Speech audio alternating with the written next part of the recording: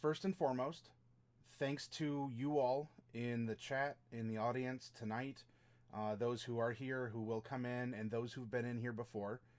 I have reached affiliate status with Twitch, and I am very thankful for you all to support me, and in just a little under a month, help encourage me to continue to deliver this kind of product to you all. This storytelling, this community, this is exactly what tabletop games and role-playing games should be. And it's really touching.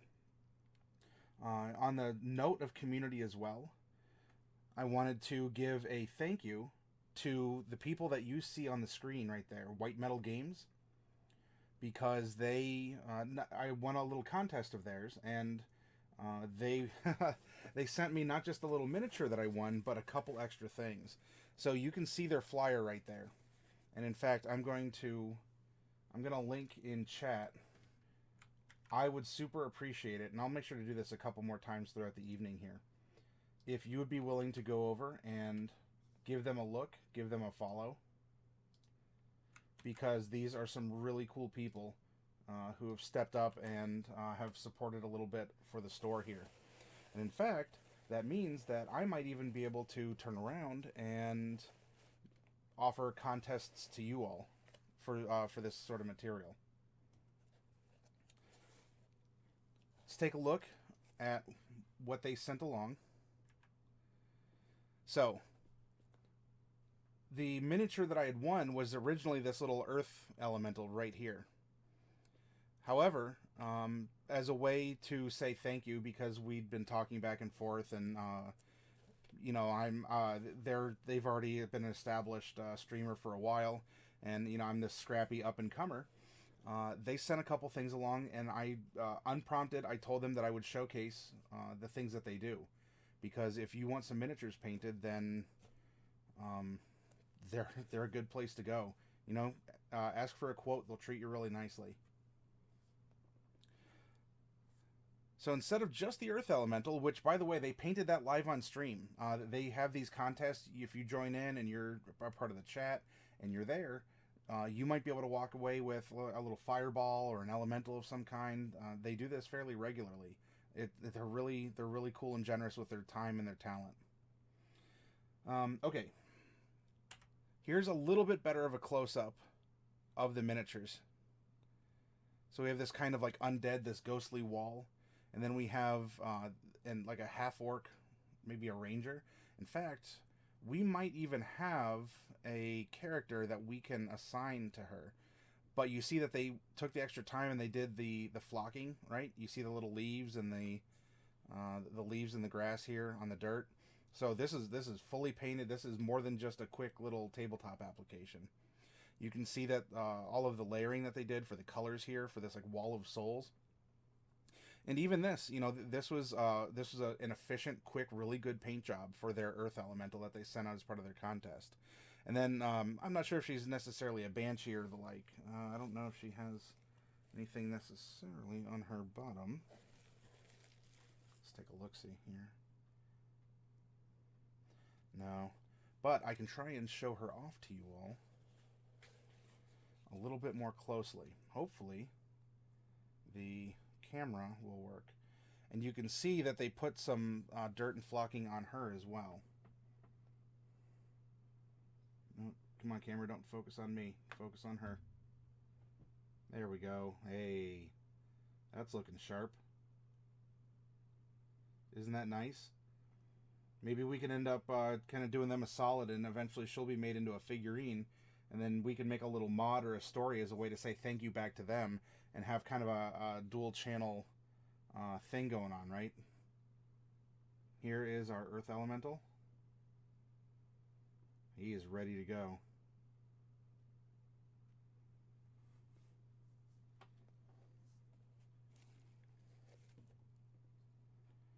Here is the fully made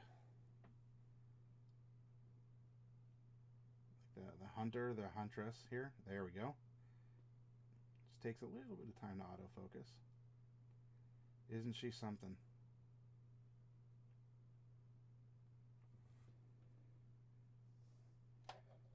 If that's a little too small, please let me know as well, and I can make the display bigger for what we're doing here. I just realized that. And lastly, there is this ghostly wall, this spirit wall. There's the focus. Look at that. Isn't that neat?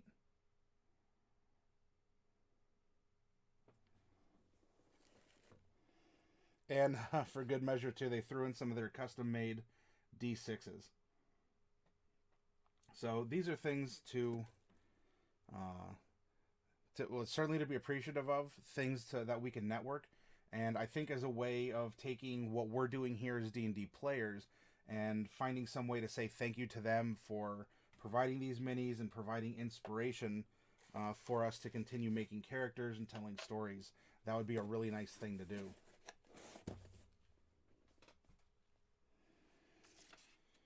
All right. Leave that up for just one more second while I go over some of the new channel changes that have occurred as well, and then we're gonna hit right into the character creation, because we want to get our third character for the week made. That way, by the time we hit Saturday, we're gonna have a full party of 5 random characters that we're gonna have to twist our brains around in order to make it into a balanced party of not just mechanics but of storytelling as well. The last little bit that I wanted to show off was some new commands that have been instated. Now, you all know that we have exclamation point deck, and that allows for a draw from the deck of many things. Oh. Is it, am I gonna get the deck of many things here? What's going on?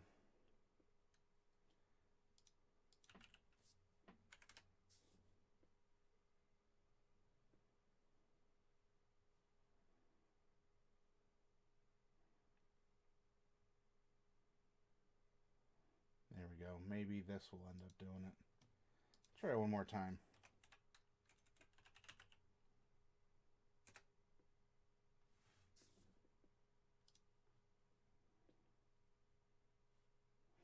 Well, hey, it's something new every evening, isn't it?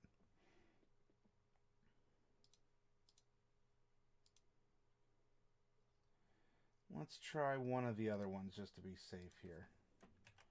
1d20.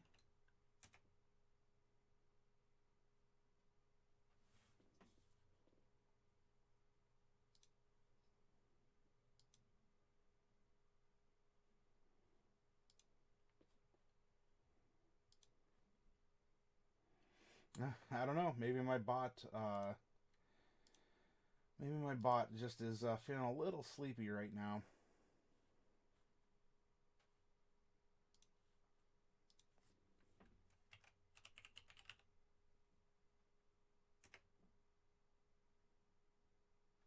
Yep, alright. I guess the bot's a little sleepy. Well, anyway, I have some extra commands, and that's going to be exclamation point random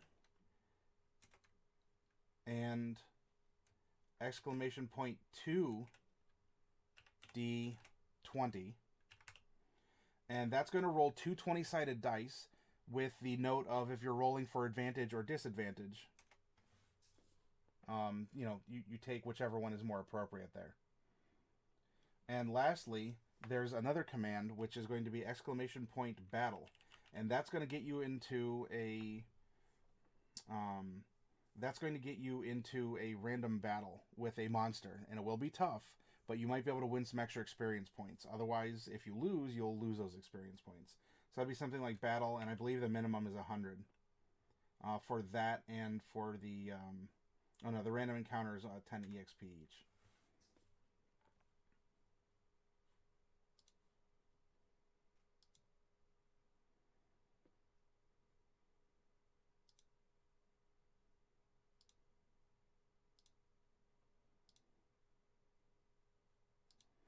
Okay.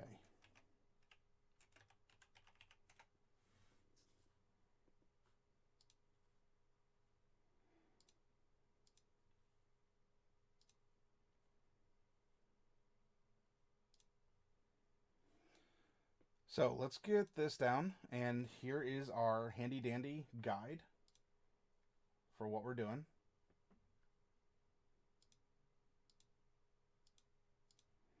Let's clean up this. Let's get something going in the background. Here we go. Very good. All right.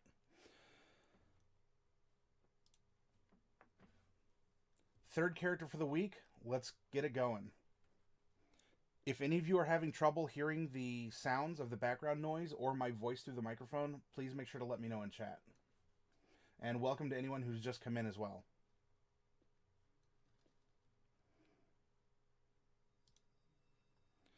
First things first, we're going to roll a percentile. This is going to determine if the character is female, male, or multi-classed. 25. This is going to be a female character.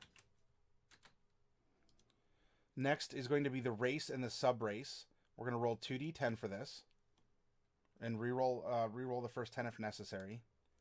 A 9 and an 8. So this is going to be subclass 2 of race number 9. That's going to be Tiefling. Now, Tieflings in the official printed books, or at least in the core book, I should say, we're doing this through the PHB, do not have a sub-race. However, because they are a mix of human and fiend of some kind, I've split it into a personality characteristic. Do they prefer their human half more, or do they prefer their fiendish side more? In this case, they're going to favor their human side, as sub-race 2 down here. And we're going to simply make this a note for us and what we're doing is storytelling. If you are making your own character, you're going to have your own personality.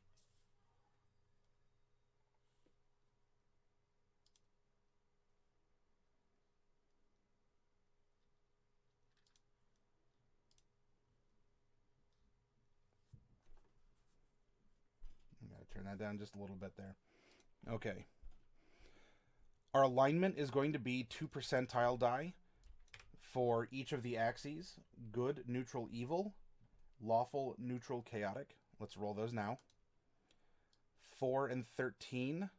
This is going to put us in the realm of lawful good. Interesting. This might be our first lawful good randomized character, since we got this going a little while ago. Next, the level. We're going to roll 1 percentile. Changes back to 1. Hit roll. 96. Ooh, she's going to be a big one here. What do we have? A level 18 character. Oh, goodness. Not a multi-class, but this is going to be a very singularly powerful character of some kind. Oh, boy. Now, another percentile to see if she replaces any of her ability stat increases with feats. We're going to roll percentile. 95. Yes, indeed. A 95, we're going to replace 2 of her stat bumps with feats. And it is possible because she'll get them. Let's do this and make a note down here. Feat 1 and feat 2. There we go.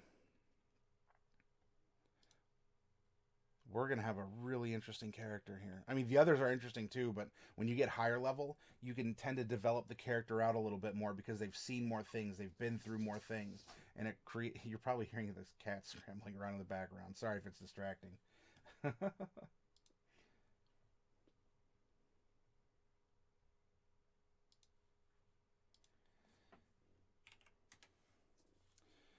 Okay, we have that. Now, let's see which class our Tiefling is with a D12 right here. Hit roll. And she's going to be a number 11, which is a Warlock. Ooh, Tieflings are naturally prone to being Warlocks as well.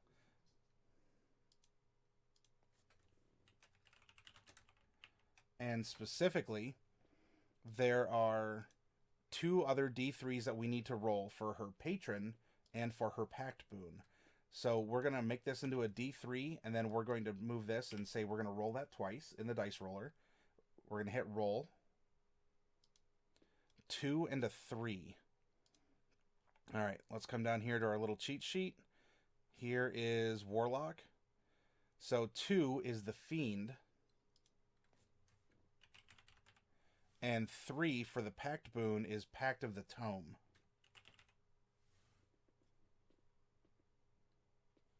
Hi, Caboose. Welcome. And good morning, True. If this is are you living in the future over in Western Europe? Do we have flying cars yet?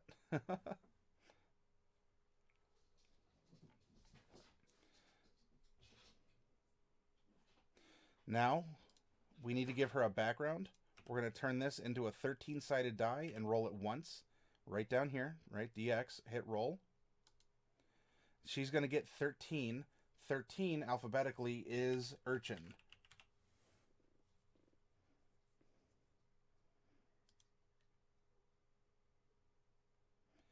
Urchins do not have any sort of other characteristic. So this is going to be a straight up, here we go, 2 personality traits, ideal, bond, and flaw. This is going to be 2d8 and 3d6. Change those respectively. Hit roll and hit roll. 1 and 2 for her personality traits. And going down, it's going to be a 6, 2, and 1. 6, 2, and 1. Ah, you are indeed in the UK. All right.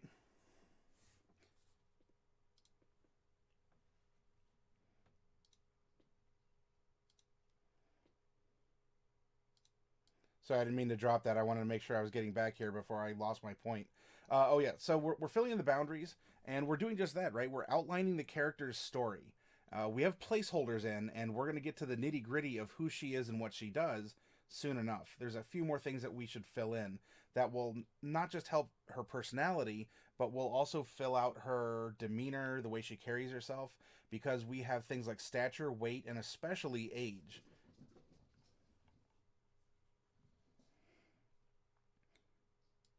Right down here, we have our base starting height for a tiefling is 4'9". We're going to add 2d8, which we already have here, to that. We're going to add 13 inches. So she's going to be 5'10".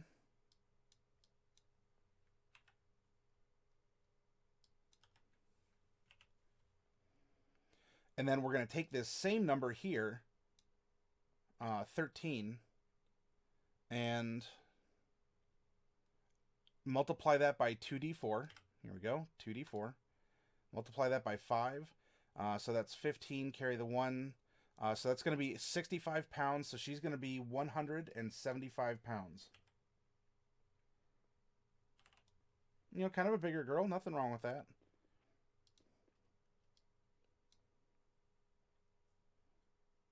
I mean, I say this as a professional fat guy myself. All right, now for her age. This is what we're going to be referencing after we do this initial percentile down in the middle here. I made a random distribution of what I would believe adventuring ages to be. You're going to have a lot less child prodigies and a lot less venerable, venerable old folks out in the adventuring world than you will getting more towards trending in the youth side of this distribution curve. We're going to hit a percentile. 1d100, roll. 36. Okay, 36, she's just leaving young adulthood and has just sort of blossomed into adulthood.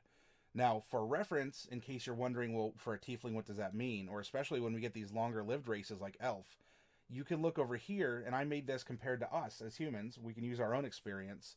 The child prodigy tier is, 10 to 15 years old. Young adulthood is 16 to 25, and adulthood is 26 to 40. She is just tickling, going from a young adulthood to adult. In a tiefling here, they age pretty well the same as humans, except they tend to live a little bit longer on average. That being said, since young adulthood is a span of 10 years here, I'm going to roll a d10 and add that to the starting age.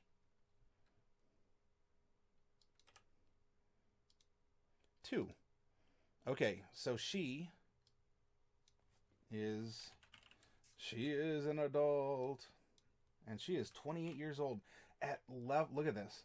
At level 18. We have to think of something that she's been through and seen. Now, already being an urchin, she's been through a lot. And it could be a little bit rough. So, you know, we gotta strap in and see where she takes us. We gotta trust our character. All right. So we have all this. Our random character generator here. This can go bye-bye. There we go. We're going to start with the background as always, because our background is going to give us some skill proficiencies and some other things that we don't want to have be redundant with her race and her class. We're going to scroll all the way down alphabetically to reach Urchin, which was number 13. Make this just a tad bigger. And that just a tad smaller. There we go. She's going to learn Sleight of Hand and Stealth.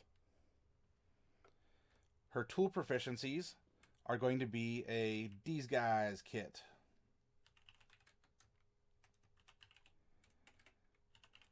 And Thieves tools. Equipment is a small kniff.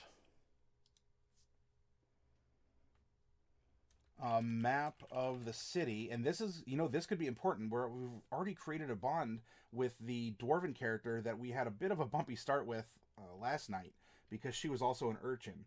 And as we're going to develop this city area, maybe these two knew each other in some capacity. So we're just going to put map of the city, kind of a general placeholder. Oh, what else is she given? A pet, and we'll put in here mouse. It could be something else. I don't know. It could be a frog. It could be a snake. Maybe it's actually just a dolly, or like a weird, like creepy animated dolly. So a pet mouse. A token to remember our parents by. Parental token. You know, that's kind of indicating that you don't have parents, and as an urchin, you might not, whether, you know, officially or unofficially. But something to remember our lives of comfort before we were cast into the streets. You know, the riff-raff, street rat. Aladdin was my favorite Disney movie, and maybe with the exception of Lion King, it kind of went downhill from there. Controversial statement. Oh. She has some common clothes. What am I doing? And a belt pouch with 10 gold in it.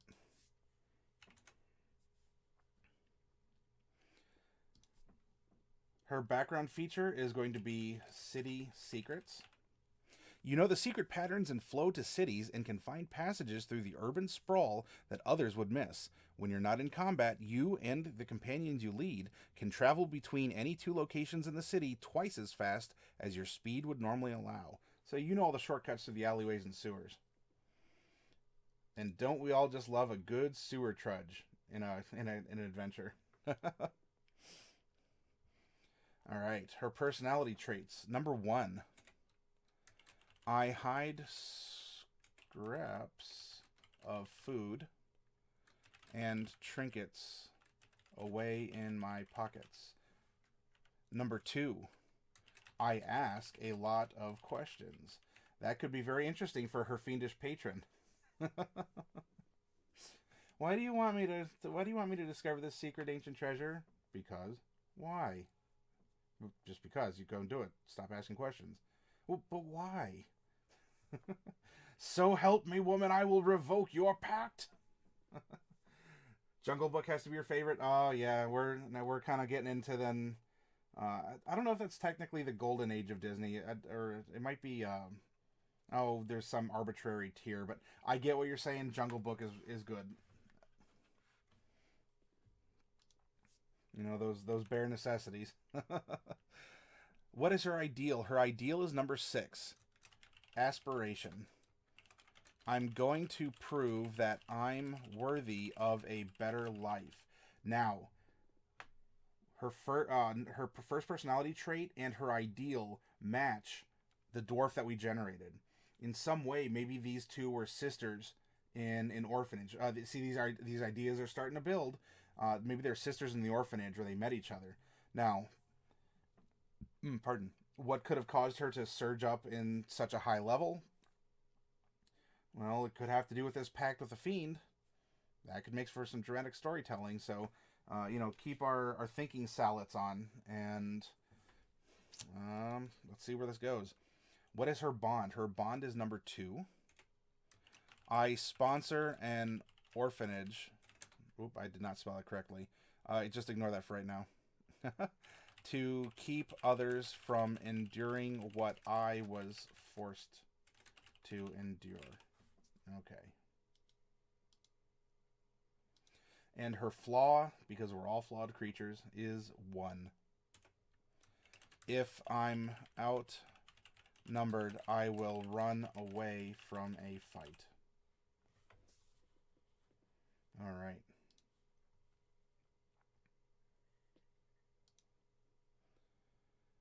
We've taken all we can here from her being an urchin. Let's go back to races, and Tiefling is the last race on the list. I know I'm flicking through it. Hopefully it's not giving you guys a headache. Here we go.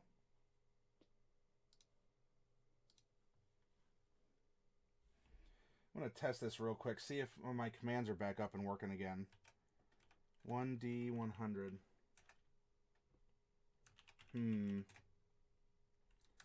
Odd, my commands aren't working right now. I'm narrating that just to get a sense if there's some, weird delay or something that's going on.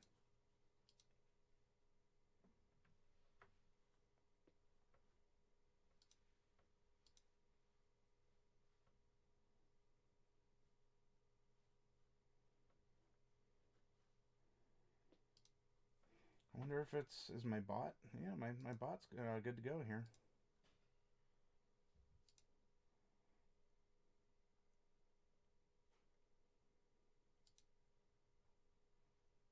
Weird.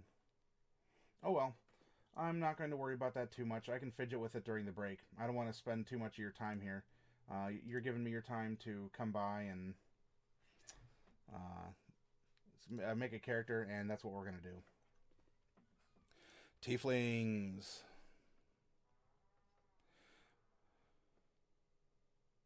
Here we go. Your intelligence score increases by 1, and our charisma increases by 2.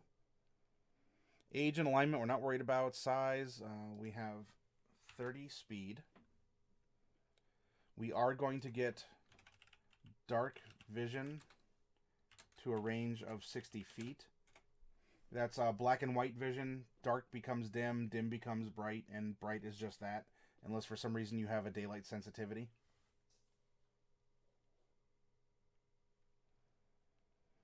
We also get a hellish resistance, which is fire resistance. So we have all fire damage, and infernal legacy. You know the thaumaturgy cantrip. Once you reach 3rd level, you can cast the hellish rebuke spell once per day as a 2nd level spell. Once you reach 5th level, you can also cast the darkness spell once per day. Charisma is your spell casting ability for these spells. And hey, that's good because we're warlocks and we're going to cast off of our faces. Charisma.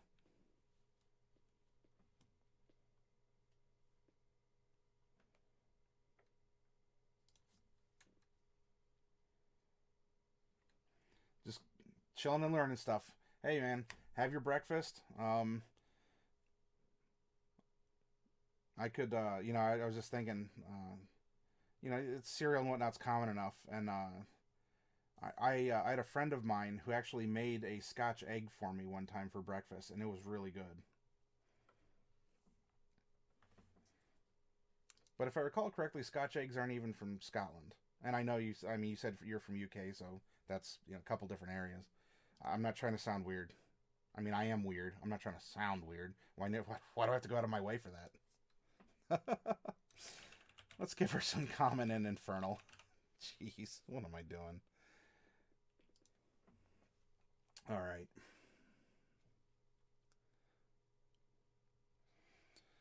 So that's what she gets for being born.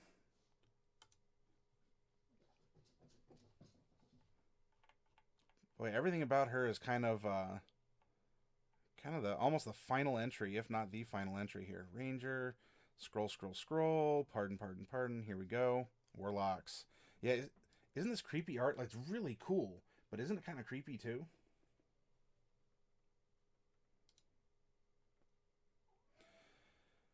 All right, she is level 18. Her proficiency is going to be 6. I'm going to worry about the spells in a little bit. Just bear with me. Warlocks are kind of weird here, and I will walk you through it. She gets spells. Just give it a minute.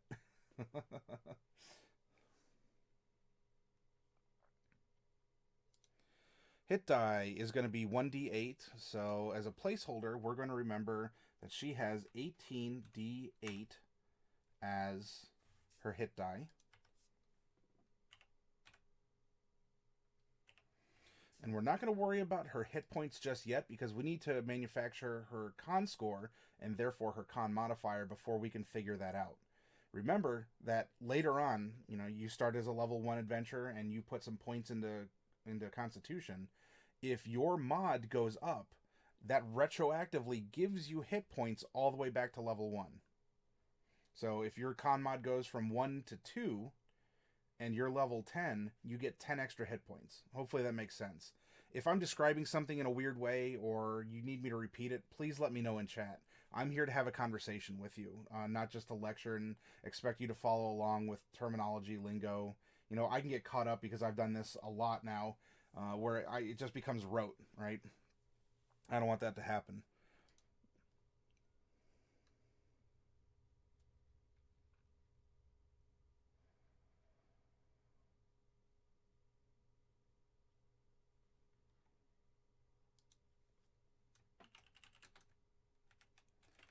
She gets light armor.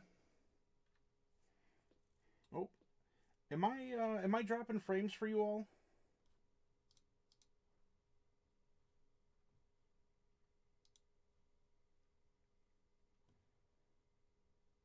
Here, I'm going to try and time something real quick.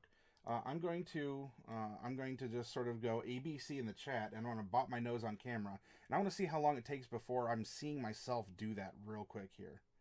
So ABC, enter, bop. One.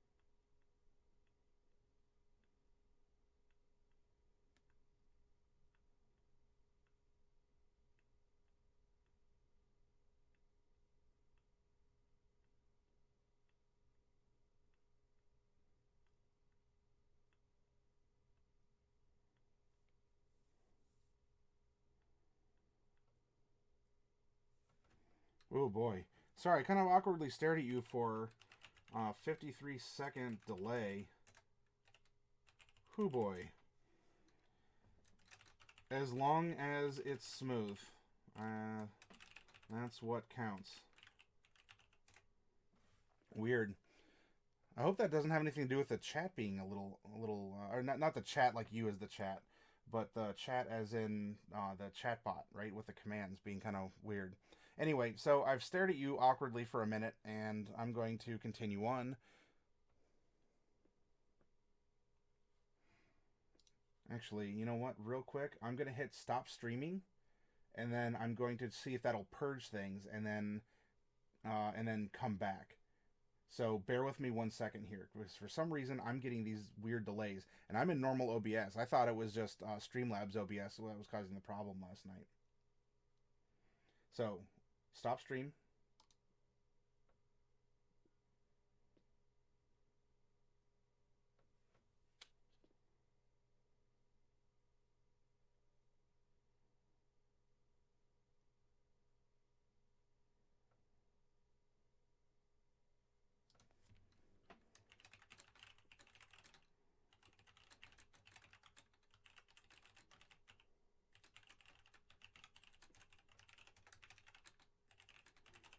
I'm still here, seeing if I can purge the bubble of this minute delay. Hang with me.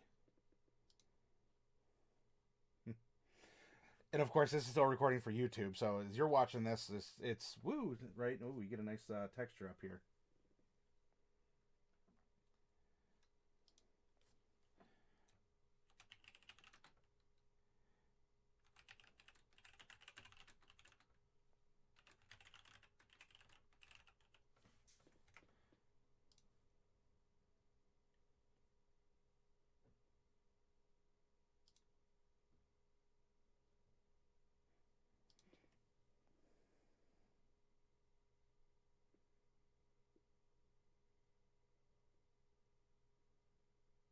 Hey, there we go.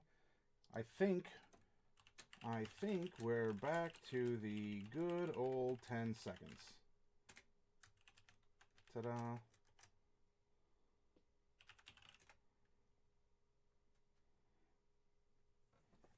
Hey, and you know what? It got the commands working too. Double bonus.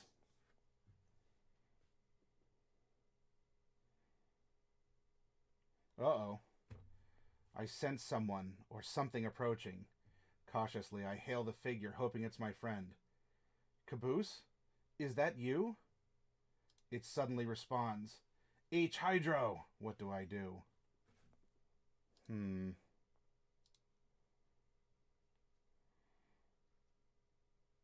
I'm going to stare at it.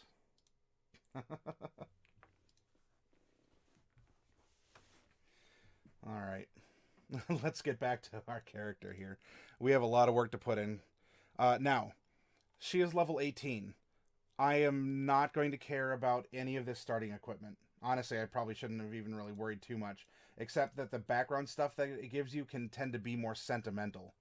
This stuff, leather armor, I mean, come on. We need to be rolling magic items for realistically. So let's not worry about that just yet. Alright, so we have an otherworldly patron. This is our first level. We've chosen the Fiend. Okay, this is getting now into our pact magic and our invocations.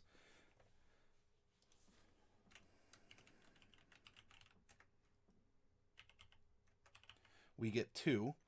Invocations are sort of like permanent spells that you slot into yourself, and so you always have them up. Warlocks themselves, you're going to see their magic is different. You don't have the raw spellcasting power of a wizard or the mutability of a sorcerer.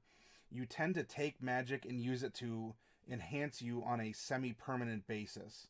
And you use those magics to help you get into and out of situations as you need. So they modify, your being and who you are. They'll give you just these permanent effects you don't have to worry about actually spending other magics on. And instead, they'll give you some powerful spell slots that you can boost spells through for extra damage or extra effects.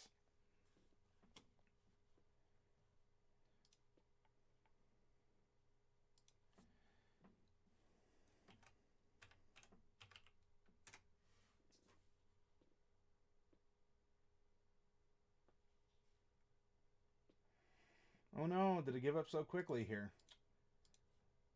For some reason, I only got one through. Well, boo.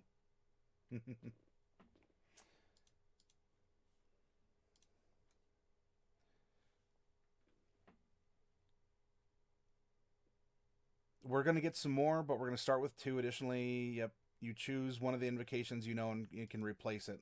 So you're not stuck with it if you grow out of dark vision, or for instance, you don't even take it, right? Because you have it as a tiefling. You can always swap them on a level up.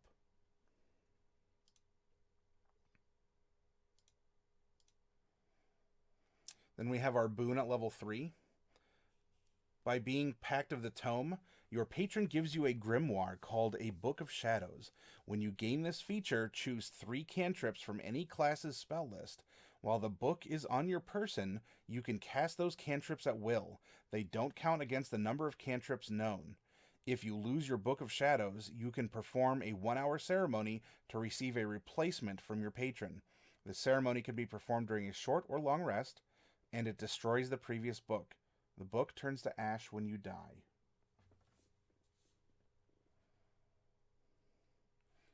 We are also going to get Mystic Arcanum. At 11th level, your patron bestows upon you a magical secret called an Arcanum. Choose one 6th level spell from the Warlock spell list as this Arcanum. You can cast your Arcanum spell once without expending a spell slot. You must finish a long rest before you can do so again. At higher levels, you gain more Warlock spells of your choice that can be cast this way. 1/7 at 13th and 8th at... Okay, so we're gonna get them all. Good thing to note. And she's just a little bit shy of being an Eldritch Master.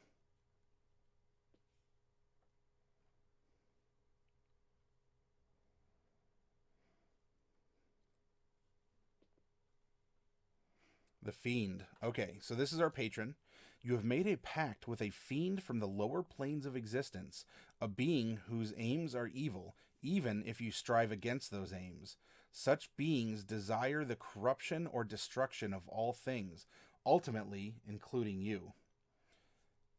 Fiends powerful enough to forge a pact include demon lords such as the Demogorgon, Orcus, Fraz Urb-U, and Baphomet. Archdevils such as Asmodeus, Dispater, Mephistopheles, and Belial. Pit fiends and Balors that are especially mighty, and Ultraloths and other lords of the Yugoloths. This is going to make for a very interesting character too, because we rolled her as lawful good. And some ideas are already starting to form and coming to mind.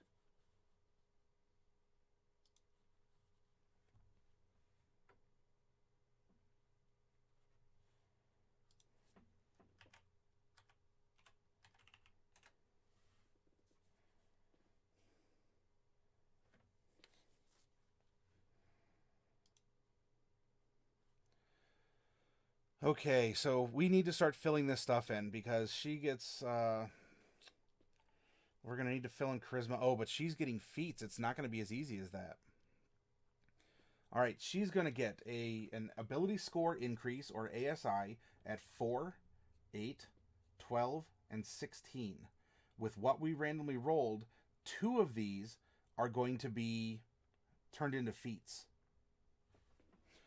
Now, otherwise, if you do an ability score increase, you increase 1 score by 2 or 2 scores by 1.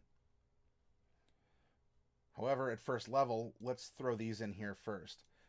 We're probably going to make her rather charming and put the 15 in there. We need to... There's a couple other skills up here. I'm sorry, I forgot to fill in. Arcana, Deception, History, Intimidation, Investigation, Nature, and Religion. We get 2 of them.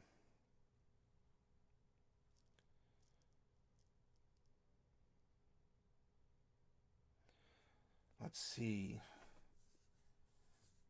She's worthy of a better life. She's taken on this pact. Kind of live to fight another day. I think we should give her Arcana. And I don't think she's going to be especially deceptive, especially not as a lawful good person. Probably not too intimidating. So, investigation, nature, religion, or history. Do we want to give her more of a secular set of learning, or bend her in the realms of the magical, such as the divine and the arcane?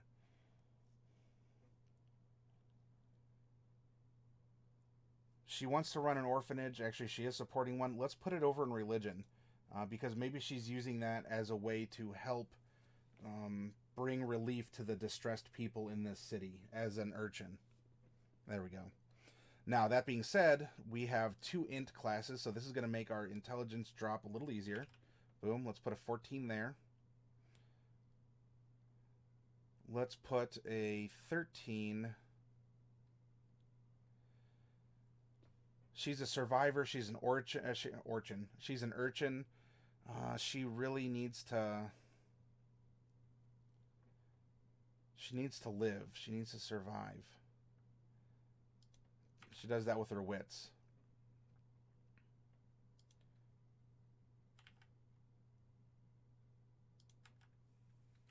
She's not the strongest.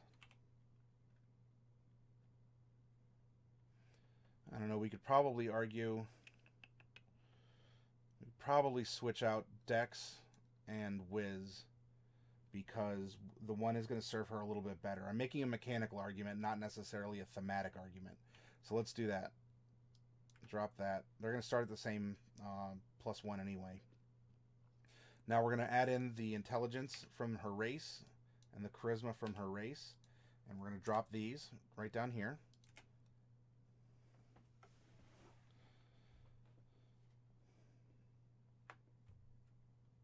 Before we add the other ability score adjustments. And mind you, if you're building this character from level 1 and playing through her and you are taking her level by level through an adventure, you're not going to have this convenience. Here we are, we're meeting her for the first time as a level 18 adventurer, and we get to retroactively build her back. So I think it's going to be in our best interest if she goes through this life-changing event at level 1, she gets this pact, that she takes a feat of some kind at least there. I mean, again, we can go back and flavor it and say, charisma, let's bump it up and do something else. And the reason why that's important is because some feats give a +1 bump to an ability skill. Some don't. And in this case, this kind of allows us to, tweak or massage her stats in a perfectly legal way, but we're doing so with the author's, like an author's license, a poetic license to adjust our character to our whims instead of her having born this entire life and just meeting us and telling us something that's immutable. Chapter 6 is character customization. This is where we're going to find our feats. Here we go. Alright, so she's lawful good. She wants to help orphans. She grew up as an urchin herself. She is arcane.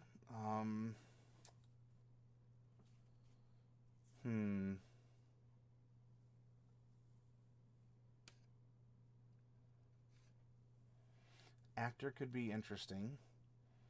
I'm looking right now. I don't have anything necessarily in mind. There's a couple feats that you can always take, like lucky. I'm trying to avoid that because anyone can take those and they're rather generic. Charger, not really.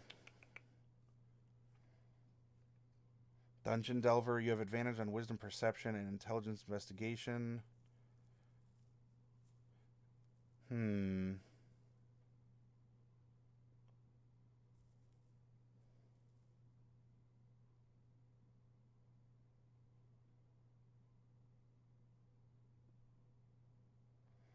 We could make her an elemental adept, and that would mean that any of these damage types ignore resistance.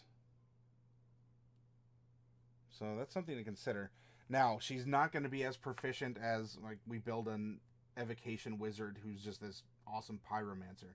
It's something to keep in mind, though. Definitely not a grappler. Maybe an inspiring leader. She has the high charisma. You can spend 10 minutes inspiring your companions, shoring up the resolve to fight. When you do so, choose up to 6 friendly creatures within 30 feet of you that you can see or hear and that understand you, and they gain temporary hit points. Aspiration. I'm going to prove that I'm worthy of a better life. She's lawful good, and she sponsors an orphan. If she's outnumbered, she'll run away from a fight. And by getting temporary hit points, that does allow you to turn and run and take that kind of slap on the butt attack of opportunity. That might not be a bad one. I'm going to put a note down here. We're not locked in just yet. Inspiring leader for one of her feats. Not a great weapon master. Keen mind. This is something you really need to talk to your DM about. Because on the surface, pardon me, this is just my body's way of saying you need to remember to breathe. On your DM's end, these first two not the first one, that's not bad. Points 2 and 3 can seem kind of poopy. Point 4 can be the deal maker or the deal breaker. How relevant will it be for you to have this eidetic memory to be able to recall these things? Healer, you're an able physician. Not too much there. Linguist, you've studied language and codes.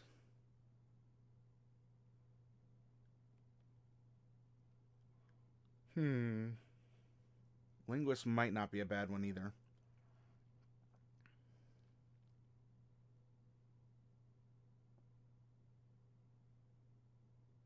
Mage Slayer is more for a melee, like a melee class.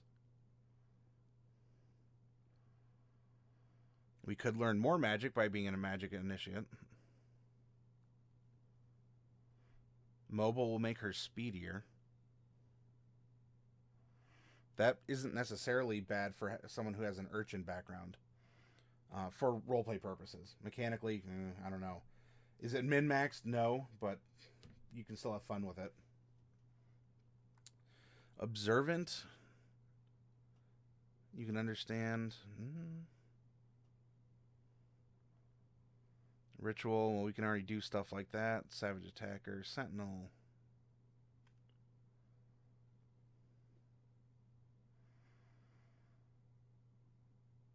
Skilled isn't bad either. You get any combination of 3 skills or tools of our choice. That could then lead into... that could lead into some other interesting things, actually.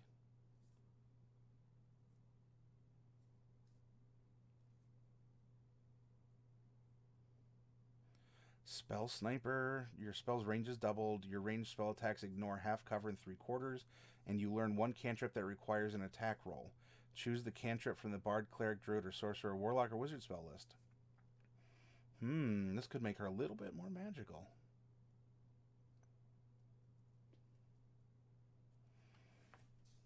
Why don't we do that?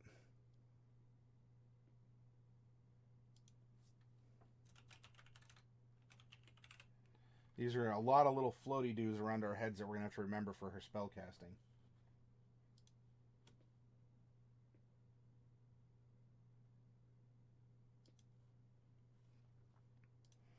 All right.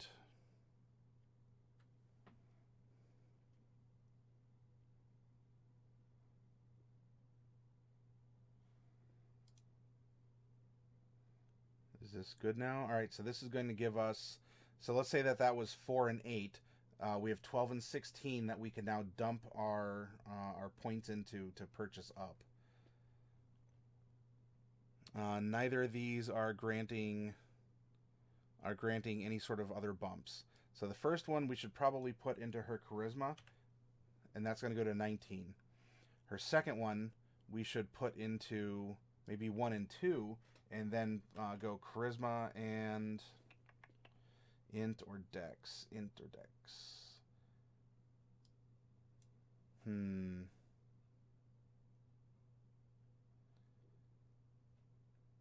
She's... Do we see her ducking around a lot? She hides... She asks a lot of questions. If she asks a lot of questions, I'm going to default to 16. She needs to be able to comprehend answers, and she has these intelligence skills. So there we go.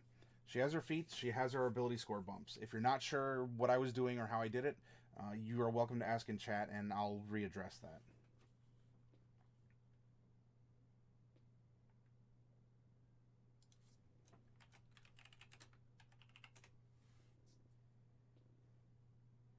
Hey, I defeated the monster. Haha. Take that, monster. Now that we have these numbers, let's erase this. And we're going to want to think of a name for her. If you want to submit it now, you're certainly welcome to. Or we can wait until the end and just find something that would fit this kind of a character. This is going to be a -1. I'm not going to type in pluses for positive numbers, only if there's a negative, just to save a little bit of time here. 1, 0, 3, 1, 5. She cannot naturally become any more charismatic in 5th edition. It would take some kind of a magic item or a special circumstance for her to be able to break this 20 charisma. She's capped out.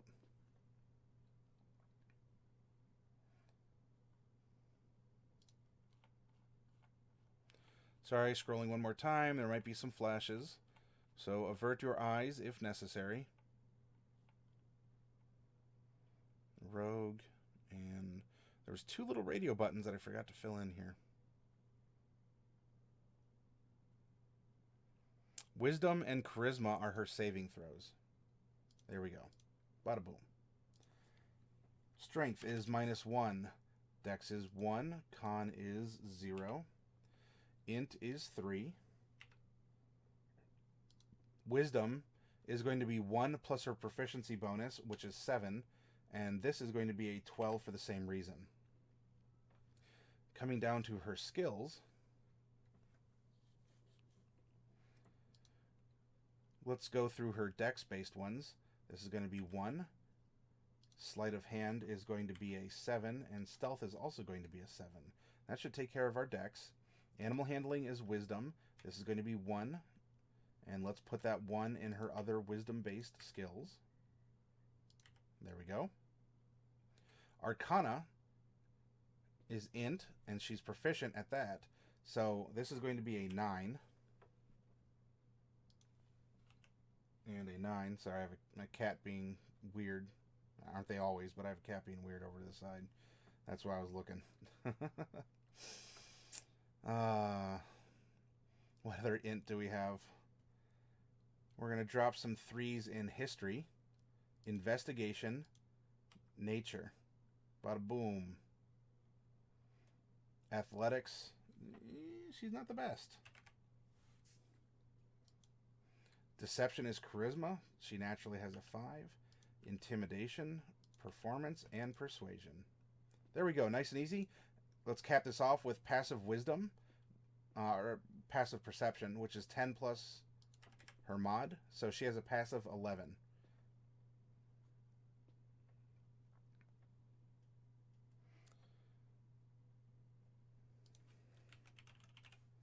All right.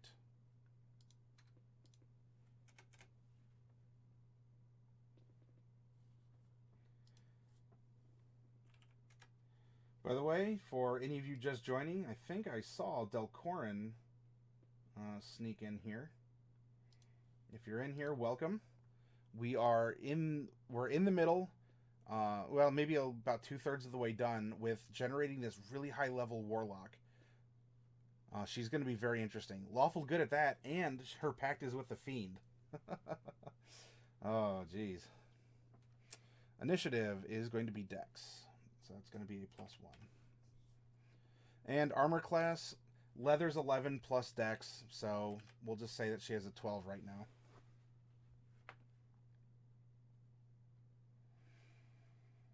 Hit points we can do, right? She has a 0 constitution. So she's going to get on her first level a 8. And then for all the other levels, how I do hit points is half +1. It's steady, it's regular, it slightly favors your players, and it's just...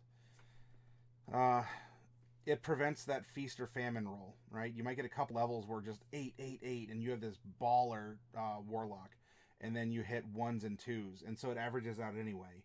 Or even more pronounced if you have larger hit die, like a barbarian, and you build this big Kronk smash character, and suddenly you roll 2, 1, 1, 3. Kronk's not going to be as smashy as he was.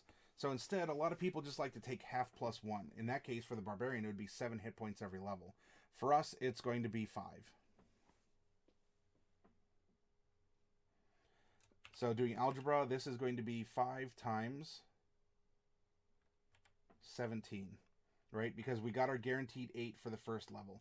And we have no con modifier that's bumping us up every level. You can see where that could be powerful, though, right? If we put in 2 points into Constitution to bring it to a 12 and a 1 modifier, that would instantly get us 18 more hit points. So 7 times 5 is 35, carry the 3, so that's 85 plus 8 is going to be 93 hit points. 93, and fortunately, she's full. She's healthy. Yay!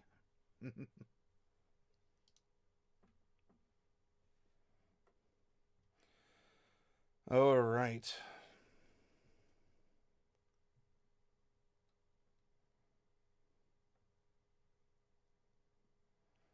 Cantrips. We're going to know 2 cantrips of our choice. Though before we even put that in, we need to go back. Here we are. Here's page 3 of our character sheet. And let's go back to races. Because we're going to get some spells off of being a tiefling. because this itself has a fiendish ancestry, which could make for a really good story also. You know, maybe kind of child of the devil thing. She's trying to fight her nature, but will she succeed? Will she become the main villain? Hey, PCs can do that.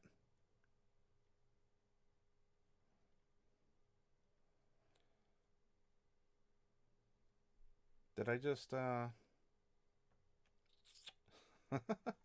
just went through classes. I'm a derp. Oh, good golly. Let's go back to Tiefling. I think I was just so caught up in talking about Tieflings, I just passed them over. Like, yeah, we've seen them before. We're talking about them. They're the hot topic of the day. Here we go. Okay, so we're going to put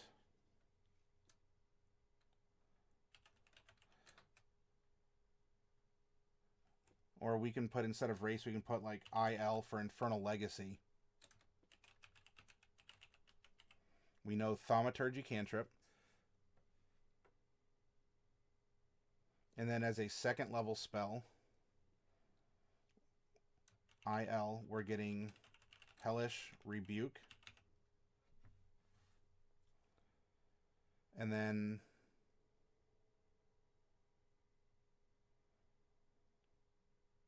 we can also cast Darkness once per day.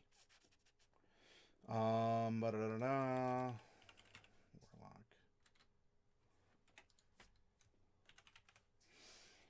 I'll have to look up Darkness real quick to see where that is.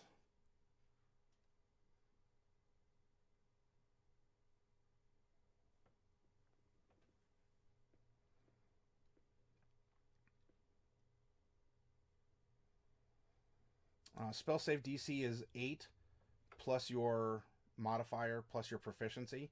So that's going to be 19.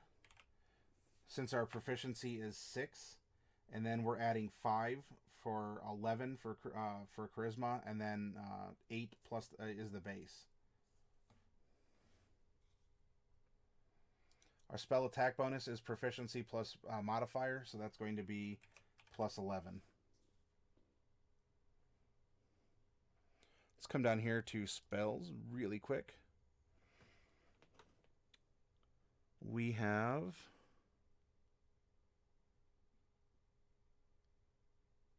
where is Darkness?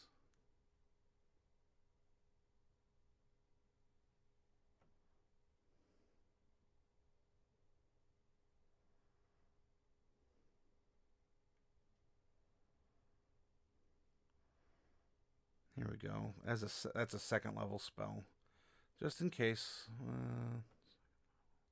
Yeah. So Hellish Rebuke, we are casting as a second level spell. And let me make sure what that is normally. All right, that's normally a first. So this one, we are going to make the note that this cast as second level.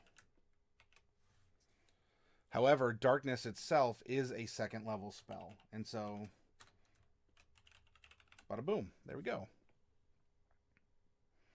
All right, so that's taking care of our special racial magical component.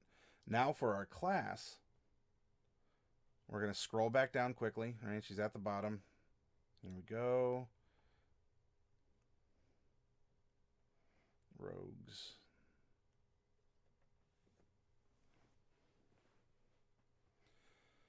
We are 18th level, which means we're going to know 4 cantrips. 1, 2.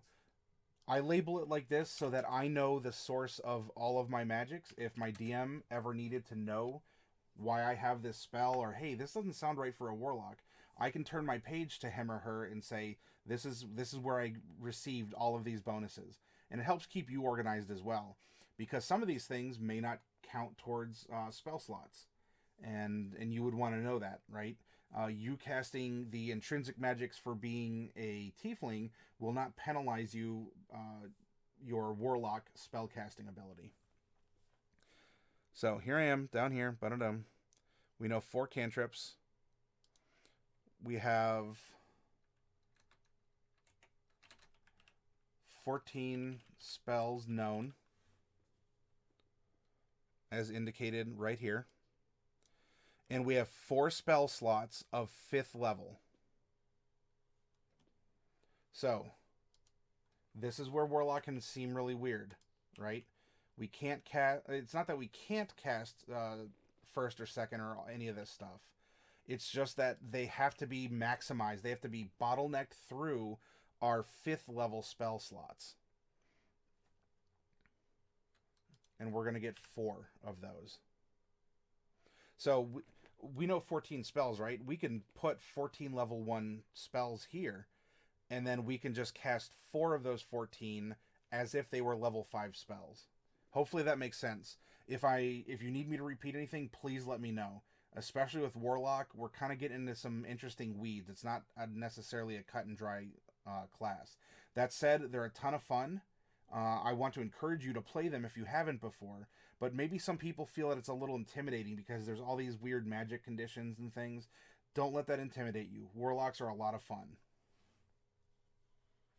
Delcorin casts Dimension Door and enters the chat.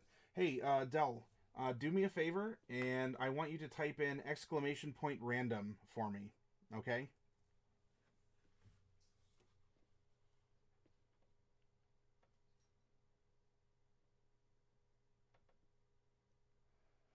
And we're going to know 8 invocations. So we're going to add that up here real quick. Delcorin, you sense someone or something approaching. Cautiously, you hail the figure, hoping it's your friend. Electrical skateboard? Is that you? It suddenly responds with, what is that? Entropy wins. What do you do? Well, Delcorin, what do you do?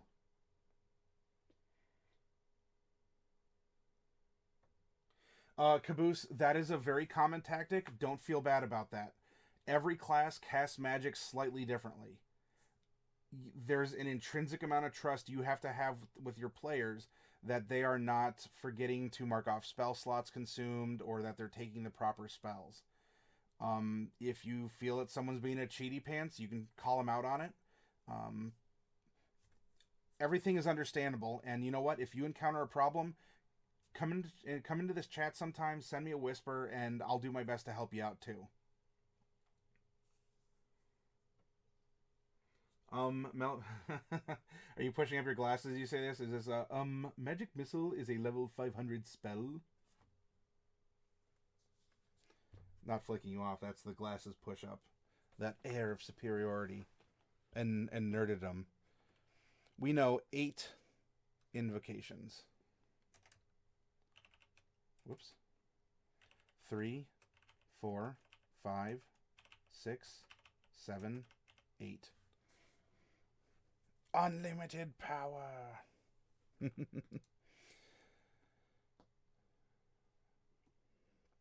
Okay.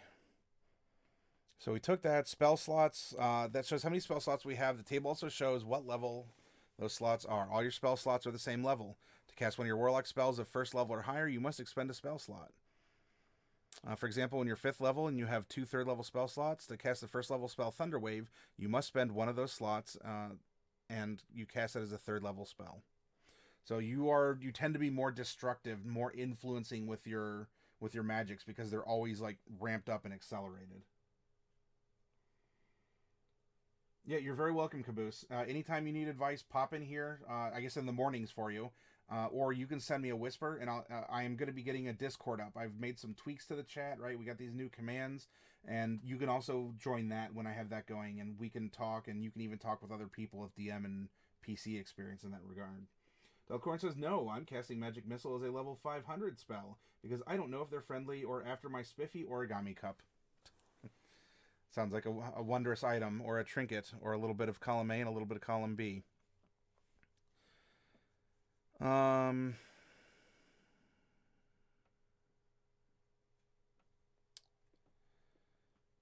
right. I'm going to show you how we're going to weave the spells that we know as a warlock. Because we learn spells. Here.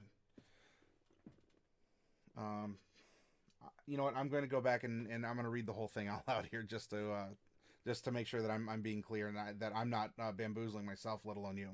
So at first level, you know 2 first level spells of your choice from the Warlock spell list.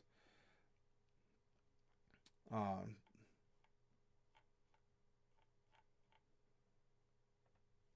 oh, was I casting them? Okay. So boom, here we go, right? Spells known 2. And we can cast them in our first level spell slot.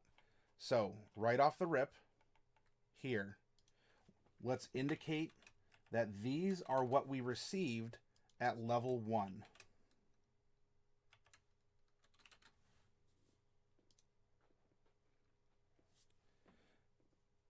Now, when you learn more Warlock spells of your choice of first level and higher, a spell you choose must be of a level no higher than what's shown on the table slot level for the column of your level.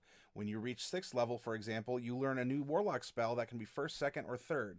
So you see here, we go from spells known from 6 to 7, and it can be 3rd, 2nd, or 1st, because that is the slot levels that we have open and available to us. Hi, can I help you, ma'am? What do you want? Oh, is this ill? Oh, don't yell at me. She wants to play fetch. You ready? You're interrupting us. You didn't even show your pretty face. Go get it. Okay, so hopefully that makes sense here. She's gonna keep coming in and doing this. Nope. You're interrupting me at a very inopportune time, ma'am. Yeah, you can mail all you want. So let's practice, right? First level, here we go. Two level 1s. At 2nd level, we go from 2 spells known to 3, but our slot level is still 1. So that means this is going to be our spell that we learned at level 2 as a character. Now we continue. At 3rd level, we go to 4 spells known, and that 4th one can be either 1st or now 2nd opens up. Or, I'm sorry, did I skip level 1, level 2? What is level 3 here? Oh, okay, so we go to 1 more, but it has to be of...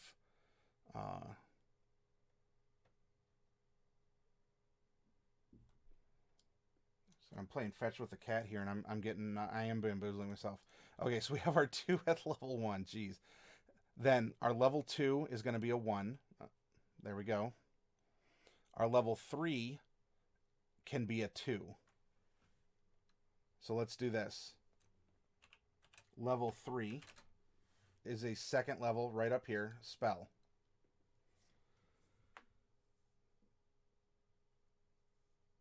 Cats don't understand boundaries. Cats own boundaries. That is true.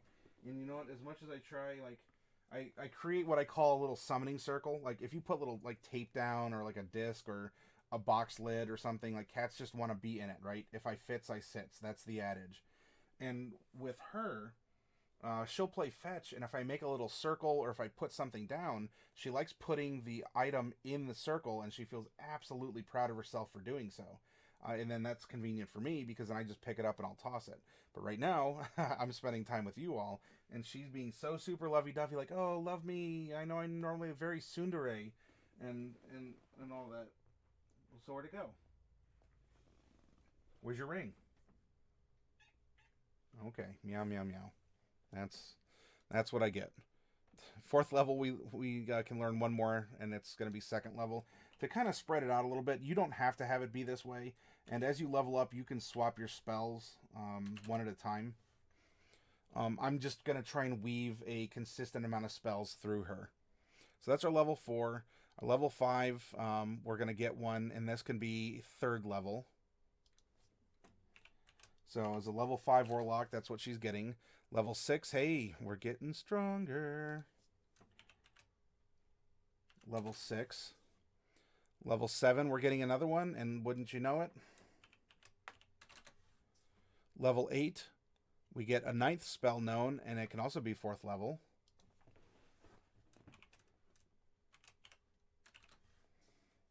Whoops. LV, I don't know if you can hear her meowing, My mic is pretty good at picking up stuff like that. Ninth, we can take... so 9th and 10th are going to be... for 9th level and going into 10th, we're only going to get one more spell, right? Spells known 10, spells known 10. But it can be one of 5th. So we're going to hit level 9. Nothing for 10. We come up to 11, and there we go. Now we're starting to get sort of 1 every 2. So there's no 10, so we're just going to type in level 11.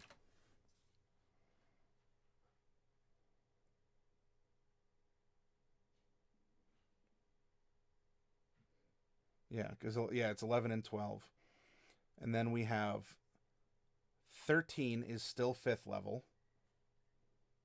So if you want to go back and pick something out here, or if you want to go maximum power, we can drop a level 13 there if you want. Still know that through 14. Then in level 15, we get 1 more, and it is also 5th. So in this case, let's go back and give her something else. I don't know what we're going to give her. I'm just going to choose something offhand as a demonstration to you all. But let's say that at level 15, she goes back and wants a 3rd level spell. We're going to type in level 13 so that we have a mental bookmark about where that slot is against where she leveled up. And you know what? The spells that you learn are also a bit of a diary, right? You take the spells that you need at that point in time. So looking through a spell book or a spell sheet on a character is a good way to learn the journey that he or she has undergone and the things that she's had to adapt to in order to survive this long. Okay, so those 13 and 14 both share 12. And then we have 15 and 16, so we get 1 more also at 5th. In fact, we're capping out at 5th here. So now we can just kind of go back and fill things in. So let's say that we're going to do a level 15 here. And then we're going to do, that was 15 and 16. And then for a 17, let's go back. And she already has 3 and 1. So let's give her 3 and 2. Or actually, you know what? She already has Darkness and Hellish Rebuke. So those slots are filled up by her racial spells. Why don't we kind of give her a little bit of a bump here and give her more unlimited power. And this is going to be where we're on 13, we're on 15, so now we're on 17. And that's going to take her into level 18 as well. So there we go. We've just woven her spells through. We've taken her on a journey of magic. We've consulted the chart, and so far so good. It's really just a matter now of sitting down and choosing the spells, which is something that I'm not going to be doing in this character creation session. I will do it before we get to our party formation on Saturday as we review the characters. And I'll go over why I chose what I did. But here you're seeing how she gets her spells at this level and how you can go back and make adjustments and swing back and forth from there. Okay, so that is her spells known and her spellcasting. That we've already done that. She uses a focus. That's fine. We know the number of invocations she's going to get. And Pact of the Tome, your patron gives you a grimoire, and you gain 3 cantrips from any class's spell list. So we're gonna go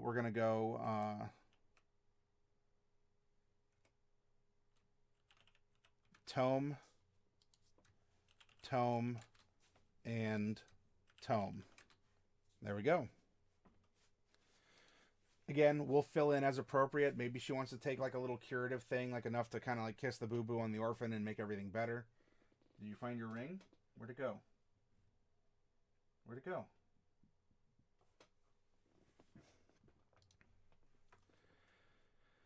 We get a Mystic Arcanum. We're actually going to get several here. Our patron bestows upon us a magical secret called an Arcanum. Choose 1 6th level spell from the Warlock spell list as this Arcanum. So, 6th level, we're going to go Mystic Arcanum.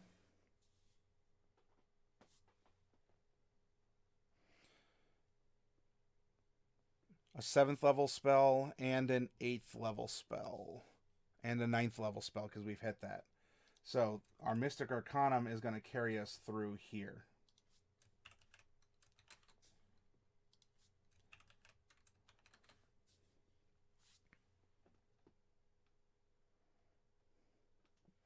You regain all uses of your Mystic Arcanum when you finish a long rest. All right. She's not an Eldritch Master yet, but she's getting pretty close. Here's our Archfey. Where she's not following the Archfey, she's following the Fiend. We have an expanded spell list. The Fiend lets you choose from an expanded spell list of spells when you learn a Warlock spell. The following spells are added to the Warlock's spell list for you.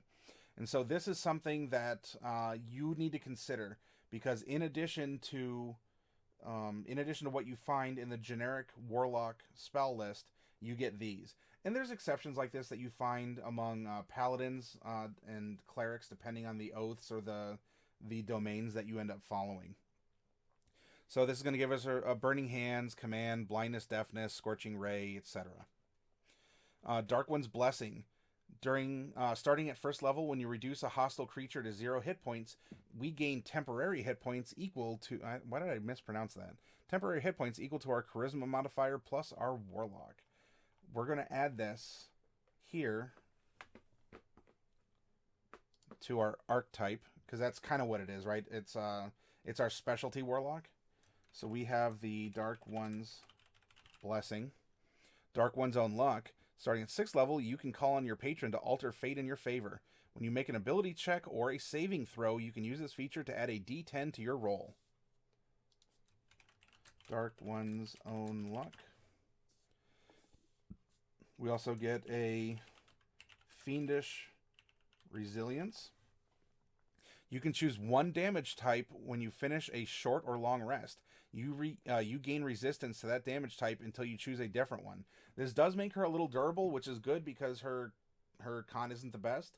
So she has fire naturally by being a tiefling, and you can choose one even after an hour-long rest. So if you know that you're going to go into an ice cave and you're going to search for a Yeti, and maybe it has a frost breath or something along those lines, you can also choose cold.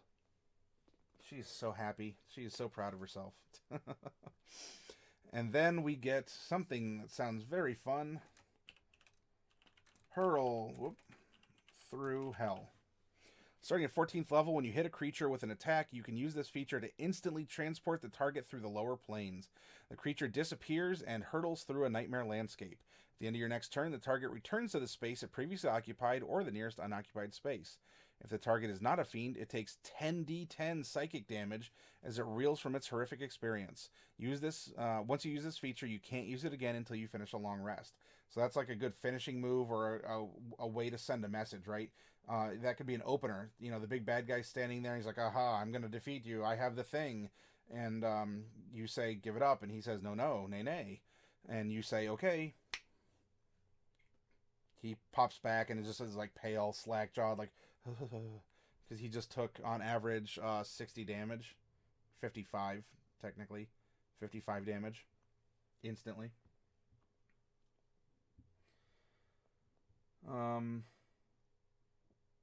Yeah. Oh, sorry, I missed a little bit of chat here. So Caboose, you can't hear, but no, she's kind of light spoken and she's on the ground right now, which is why if I look like I'm doing lewd things with my arm, I'm not. I'm petting her because she's gonna destroy my leather chair more than she has if I don't give her some sort of attention. Despite her wanting to throw me a ring, she hasn't provided one. So Delcorin drew from the deck, and you got the Fates. Oh, you're gonna save that for later use. All right. Yeah, that's a lot of hit points that it hits for, Delcorin, if that's what you're referencing, is the 10d10. All right. Our invocations. We have quite the list, and there's even more. If you go into Xanathar's Guide, you're going to find a lot of cool ones in there too, but we're sticking with the PHB. We get 8 of them. Geez. I'll tell you what. I'm going to treat these like spells because they kind of are. I'm not going to choose these right now. You can look at the PHB and maybe, build her in your own mind. I'll do this off camera because I'm coming up on a break. Like, I really got to drink some water and get some water in me and get up and do some stretches. And apparently I got to, feed this little beastie or something right now. So we're going to treat the invocations like spells, and I will come back and do those. However, we do get something else, which was... That was the Gulak, right? The great old one.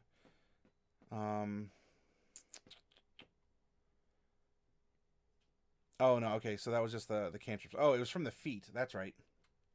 Okay. She took Inspiring Leader, so that's giving out temps to other people, and then she took Spell Sniper. Cut character customization alphabetically. Let's go to S's. Here we go. You have learned techniques to enhance your attacks with certain kinds of spells, gaining the following benefits. The spell's range is doubled. You ignore half, cover, and three-quarters. And you learn one cantrip that requires an attack roll. Choose the cantrip from the Bard, Cleric, or Sorcerer. Okay. So then we can come down here and we can say... well, we've kind of run out of official room here. So why don't we do something like this, and we'll go over and put in, like, SS for Spell Sniper. And then this will be, you know, WXYZ spell. And then you as the player by this point in time should be able to just reference what the name of these things are to get it. Again, we're just putting those down as references because if I have to type everything out, that's going to be really difficult. I'm not going to worry about her attack bonus and things like that because honestly, by this level, she's going to have magic items. And is she really going to be bonking people with a quarterstaff or poking them with a dagger? Maybe in a dire circumstance, but not all the time. Delcorn says, yes, appease the feline or you'll never sleep tonight. Ha ha ha. Caboose says, holy crud, that's powerful. Lol. On the 14th level, it's kind of scary. Yeah. You know, it's a one-shot, right? You can do it once every kind of 8 hours. But you can send a message, a pretty strong one at that. Okay, so what I'm going to do, I'm going to take a short break. I got to get up, you know, get all my wiggles out here, drink some water. I'm going to go AFK.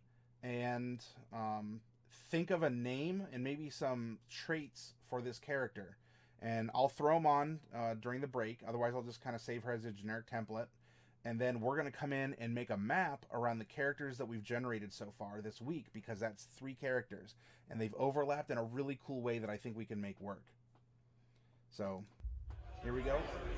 I'm going to mute the mic. That way, you know, in case that I have to dispose of a body here, a little calico one, there's going to be no witnesses. I'll probably be back at least 5 minutes, maybe a little bit closer to 10, so hang in there.